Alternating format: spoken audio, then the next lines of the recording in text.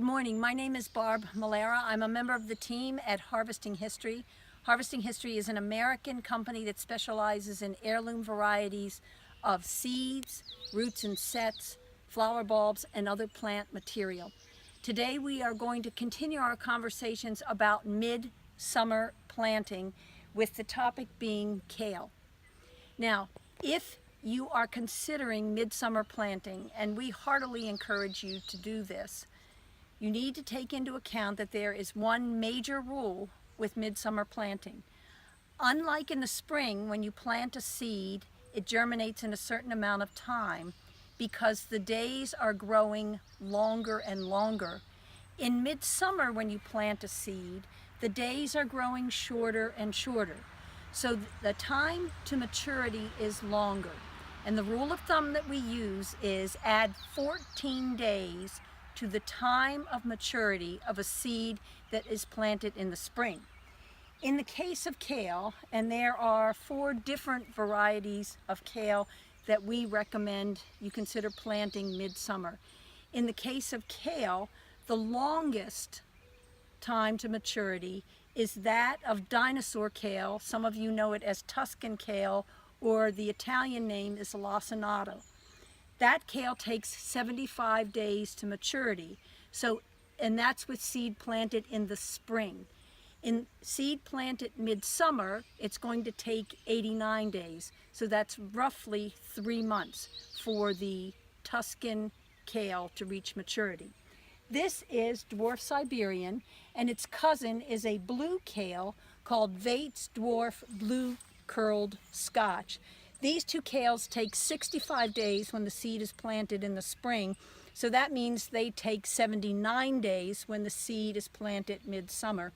And then there is a kale that doesn't look anything like the kale you're familiar with, and that's the red Russian kale. That kale takes only 55 days, and in the fall it will take 69 days to get to maturity. So you're roughly looking at 2 to 3 months for kale to mature.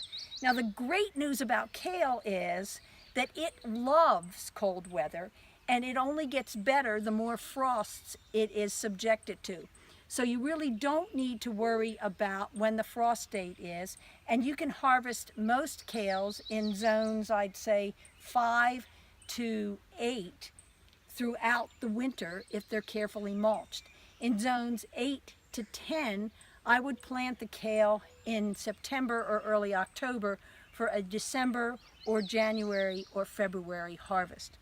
Now, kales, believe it or not, are the oldest cultivated cabbage variety that we have in this world. They have been cultivated for thousands of years, and we believe they were the original mutation from the original wild cabbage.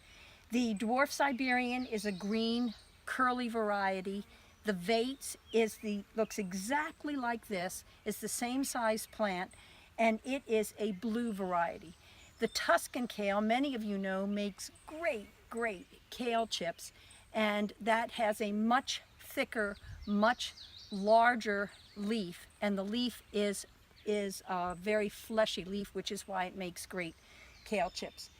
So if you're going to plant sometime in July or in August, and expect that you will start seeing good kale after a few frosts in the early to mid fall. I wish you luck with your kale plantings. If there's any vegetable that you're going to plant for midsummer, I'd suggest that it be kale, because it's so easy and it just gets better and better with the cold. Please come to our website, which is www.harvesting-history.com, and choose from all of our varieties of kale. Any one of those varieties will do well in a midsummer planting. Good luck.